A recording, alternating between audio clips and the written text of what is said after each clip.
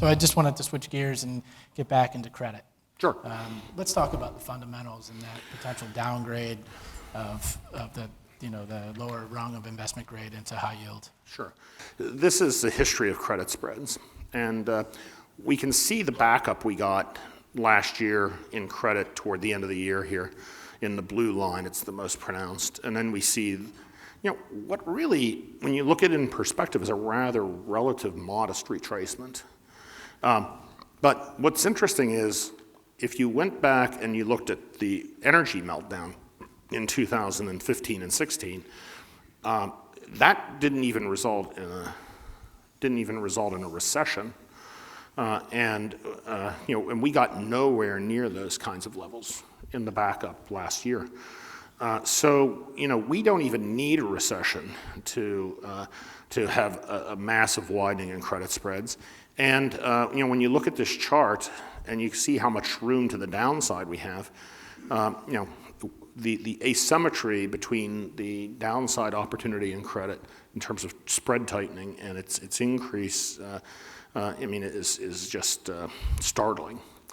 But if we go to the next slide, 11, the fundamental problem we're concerned about is this.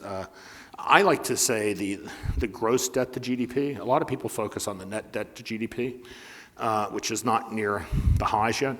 But the reason I don't like net debt to GDP is unless you think we're going to have corporate socialism, the large cash balances on corporate America's balance sheets are concentrated in about a dozen companies. So unless we think that Apple is going to just rain money down on somebody else and give them money when they're in trouble, the real issue is that the gross debt to GDP, and so this is sitting at record highs, and when you consider that today in the investment grade market, for the first time ever, more than 50% of all the outstanding investment grade debt is rated BBB. Our estimates, if we have a mild recession, equivalent to what we had back in 2000 or 2001, if we use that as a corollary experience, that resulted in about a 15% migration from investment grade to below investment grade. That would be the equivalent of $1 trillion. And to put that in perspective, the entire high yield bond market today is about $1 trillion. So the dislocation that's going to happen when this occurs, first off, I don't think Littman Gregory will be the first person to step in or the first firm to suddenly recommend that people get overweight high yield because they'll recognize how bad it can be. But I can tell you that other people who have, reached for yield, which I got to tell you, the insurance industry is like ground zero. We have a lot of insurance clients, and we get a lot of pressure from our clients to increase our allocation to BBB bonds, and because the whole industry is doing it. But once this this thing starts to slide, people aren't going to be putting more money into high yield bonds in their mutual funds. They're going to be going the other direction. And so the amount of capital it's going to take to absorb all this debt, is mind-numbing relative to the size of the market. Now, people say, they point to all kinds of other things.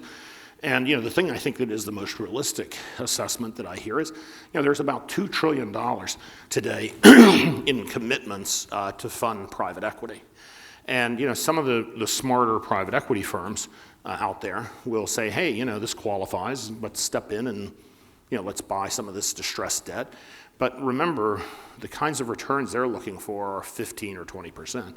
They're not, where BBB bonds today yield less than 4 and all kinds of stuff. The other interesting thing here is that I think there's going to be a peculiar opportunity to this downgrade cycle relative to others, which is the number of investment-grade corporate issuers who have long-duration bonds, like AT&T. I'm going to stay away from utilities because we're pretty negative on utilities. But these people who have issued a lot of debt and it gets downgraded to below investment grade, those long-duration bonds don't really have a real home. The high yield market is sort of a under 10-year market.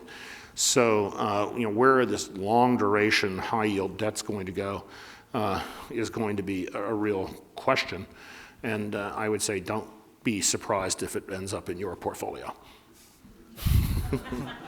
If we avoided recession by lowering interest rates this year, Right. Won't that just make the recession worse when it gets here?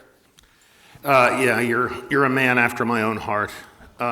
This is one of the things that I wrote about last year when we started to talk about Indian summer, that if the Fed were to try to address the issues that we identified, which is the over-leverage of corporate America, really, that's ground zero. It's not going to be housing. It's not going to be, the last crisis is never where the next one comes.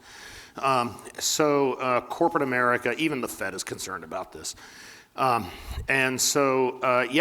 Reviving the animal spirits, which I think we're in the midst of doing, is leading to things like, the potential LBO of Walgreens, which is in their own words, I forget if is it Schwartzman or Leon Black, I can't remember which one, it's a reach.